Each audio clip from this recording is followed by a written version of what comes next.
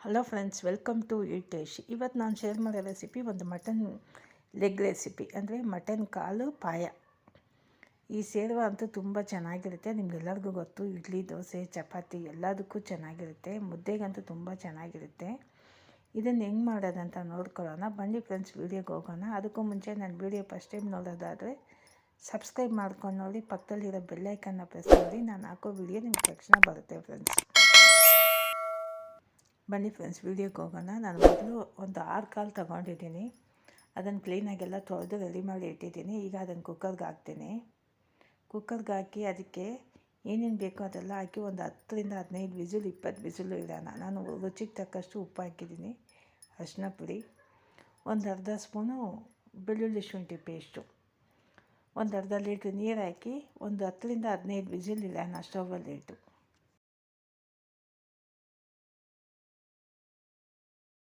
ಈಗ mutton leg ಜಾಸ್ತಿ ಇದೆ, ನೀರನ್ನು ಜಾಸ್ತಿ ಹಾಕಿ. ಇದು ಕಡಿಮೆ ಇದೆ, ಅದರಿಂದ ನಾನು ಅರ್ಧ ಲೀಟ್ರ್ ನೀರೇ ಹಾಕಿದ್ದೀನಿ.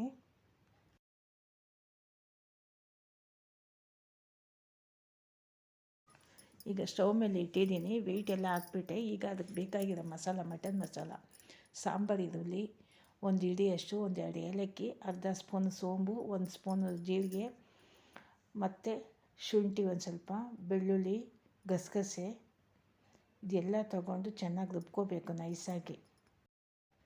ಉರ್ಗಡ್ಲೆ ಒಂದು ಅರ್ಧ ಸ್ಪೂನ್ ಹಾಕಿದ್ದೀನಿ. ಇದನ್ನು ಸೇರಿಸಿ ನೀವು ರುಬ್ಕೊಳ್ಳಿ. ಮತ್ತು ಮೆಣಸು ಹಾಕಿಲ್ಲ, ಮೆಣಸು ಒಂದು ಅರ್ಧ ಸ್ಪೂನ್ ಹಾಕಿದ್ರೆ ಸಾಕು.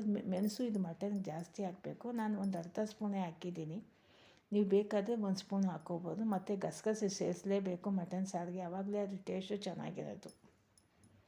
ಸೋಂಬು, ಗಸಗಸೆ, ಮೆಣಸು, ಜೀರಿಗೆ, ಶುಂಠಿ, ಬೆಳ್ಳುಳ್ಳಿ, ಉರ್ಗಡ್ಲೆ, ಸಾಂಬಾರು ಈರುಳ್ಳಿ ತುಂಬ ಚೆನ್ನಾಗಿರುತ್ತೆ ಮಟನ್ ಮಸಾಲ ಇದು. ಇಷ್ಟು ಹಾಕಿದ್ರೆ ಚಕ್ಕೆ ಲವಂಗನೂ ಹಾಕಿದ್ದೀನಿ ನಾನು. ಒಂದು ದಪ್ಪ ಚಕ್ಕೆ, ಒಂದು 4 ಲವಂಗ ಹಾಕಿದ್ದೀನಿ, 1-2 ಏಲಕ್ಕಿ, ಒಂದು ಅರ್ಧ ಹೋಲು ತೆಂಗಿನಕಾಯಿ. ಇದು ನೀರು ಹಾಕಿ ಚೆನ್ನಾಗಿ ನೈಸಾಗಿ ಪೇಸ್ಟಾಗಿ ರುಬ್ಕೊಳ್ಳಿ. ನೀರು ಎಷ್ಟು ಬೇಕೋ ಅಷ್ಟು ಹಾಕ್ಕೊಳ್ಳಿ, ಜಾಸ್ತಿ ಹಾಕೋಕ್ಕೆ ಹೋಗಬೇಡಿ. ನಾನು ಒಂದು ಅರ್ಧ ಸ್ಪೂನಷ್ಟೇ ಮೆಣಸು ಹಾಕಿದ್ದೀನಿ, ನೀವು ಬೇಕಾದರೆ 1 ಸ್ಪೂನ್ ಸೇರಿಸ್ಕೊಳ್ಳಿ. ಕೊತ್ತಂಬರಿ ಸೊಪ್ಪು, ಪುದೀನ ಇದ್ದರೂ ಸೇರಿಸ್ಕೋಬೋದು ರುಬ್ಬಕ್ಕೆ ನಾವು. ಈಗ ಎಷ್ಟು ನೀರು ಬೇಕೋ ಅಷ್ಟು ಸೇರಿಸಿ ಪೇಸ್ಟ್ ಮಾಡ್ಕೊಳ್ಳಿ. ಈಗ ಒಗ್ಗರಣೆ ನೋಡ್ಕೊಳ್ಳೋಣ. ತಳ ಗಟ್ಟಿ ಇರೋ ಪಾತ್ರೆ ಇಟ್ಟಿದ್ದೀನಿ ಇವತ್ತು ನಾನು. ಎಣ್ಣೆ ಒಂದು 4 ಟೇಬಲ್ ಸ್ಪೂನಷ್ಟು ಹಾಕ್ಕೊಂಡು ಸಾಸಿವೆ ಹಾಕಿ, ಸಾಸಿವೆ ಸಿಡಿದಾದ್ಮೇಲೆ ಈರುಳ್ಳಿ, ನಾನು ಒಂದು ದಪ್ಪ ಈರುಳ್ಳಿ ಕಟ್ ಮಾಡಿ ಇಟ್ಟಿದ್ದೀನಿ, ಅದನ್ನೇ ಹಾಕಿದ್ದೀನಿ. ಒಂದು ಕಡೆ ಟೊಮೊಟೊ ಕಟ್ ಮಾಡಿ ಇಟ್ಟಿದ್ದೀನಿ, ದಪ್ಪದು 1-2 ಟೊಮೊಟೊ ಕಟ್ ಮಾಡಿ ಇಟ್ಟಿದ್ದೀನಿ. ತುಂಬ ಪುಡಿಯಾಗಿ ಕಟ್ ಮಾಡ್ಕೊಳ್ಳಿ. ಇದು ಈರುಳ್ಳಿ ಚೆನ್ನಾಗಿ ಫ್ರೈ ಆದಮೇಲೆ ನೀವು ಟೊಮೊಟೊ ಸೇರಿಸಿ ಅದನ್ನು ಚೆನ್ನಾಗಿ ಫ್ರೈ ಮಾಡ್ಕೊಳ್ಳಿ. ಈಗ ಈರುಳ್ಳಿ ಚೆನ್ನಾಗಿ ಫ್ರೈ ಆಗಿದೆ. ಈಗ ಟೊಮೊಟೊ ಸೇರಿಸಿ ಚೆನ್ನಾಗಿ ಫ್ರೈ ಮಾಡ್ಕೊಳ್ಳೋಣ. ಆದಷ್ಟು ಯಾವಾಗಲೂ ನಾನು ಏನು ಹೇಳ್ತೀನೋ ಅದೇ, ಆದಷ್ಟು ಲೋ ಮೀಡಿಯಮ್ ಫ್ಲೇಮ್ಗೆ ಇಟ್ಕೊಂಡು ಫ್ರೈ ಮಾಡಿ. ಈ ಮಟನ್ ಲೆಗ್ಗಲ್ಲಿ ಸಾರು ಮಾಡಿದ್ರೆ ತುಂಬ ಚೆನ್ನಾಗಿರುತ್ತೆ. ಅವರೆಕಾಳು ಸೀಸನಲ್ಲಿ ಅವರೆಕಾಳು ಹಾಕಿ ಮಾಡೋದು ನಮ್ಮಮ್ಮ, ತುಂಬ ಚೆನ್ನಾಗಿರೋದು. ನೀವು ಅವರೆಕಾಳು ಹಾಕಿ ಮಾಡಿ ನೋಡಿ, ಚೆನ್ನಾಗಿರುತ್ತೆ. ಟೊಮೊಟೊ ಚೆನ್ನಾಗಿ ಸಾಫ್ಟ್ ಆಗೋ ತನಕ ಚೆನ್ನಾಗಿ ಫ್ರೈ ಮಾಡ್ಕೊಳ್ಳಿ.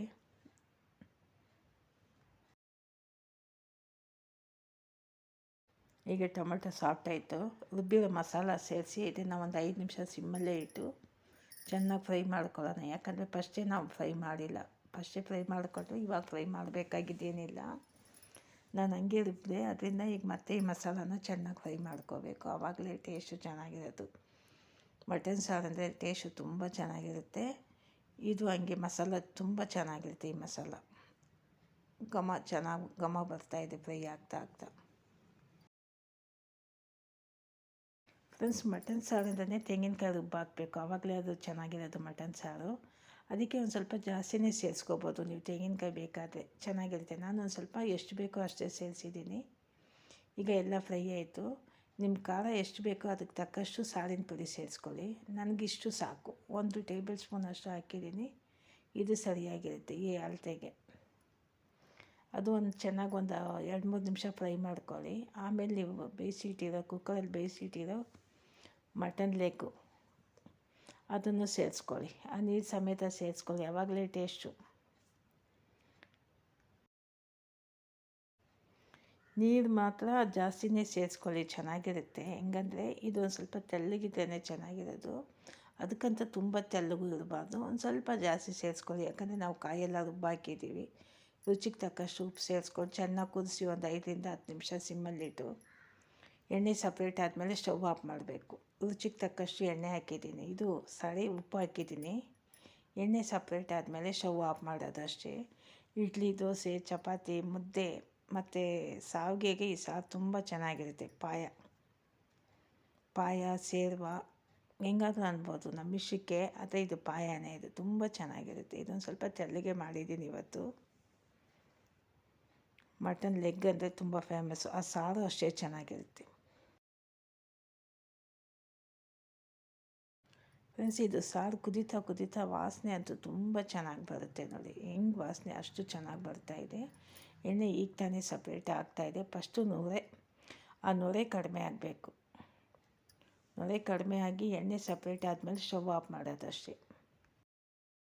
ಫ್ರೆಂಡ್ಸ್, ಎಣ್ಣೆ ಸಪ್ರೇಟ್ ಆಯಿತು, ಸ್ಟವ್ ಆಫ್ ಮಾಡೋದಷ್ಟೇ. ನಿಮಗೆ ಈ ವಿಡಿಯೋ ಇಷ್ಟ ಆದರೆ ಶೇರ್ ಮಾಡಿ, ಲೈಕ್ ಮಾಡಿ, ಸಬ್ಸ್ಕ್ರೈಬ್ ಮಾಡಿ. ಮುಂದಿನ ವೀಡಿಯೋದಲ್ಲಿ ನೋಡೋಣ ಫ್ರೆಂಡ್ಸ್. ಇನ್ನೂ ನಾನು ಒಳ್ಳೊಳ್ಳೆ ವೀಡಿಯೋ ಕೊಡ್ತಾಯಿರ್ತೀನಿ.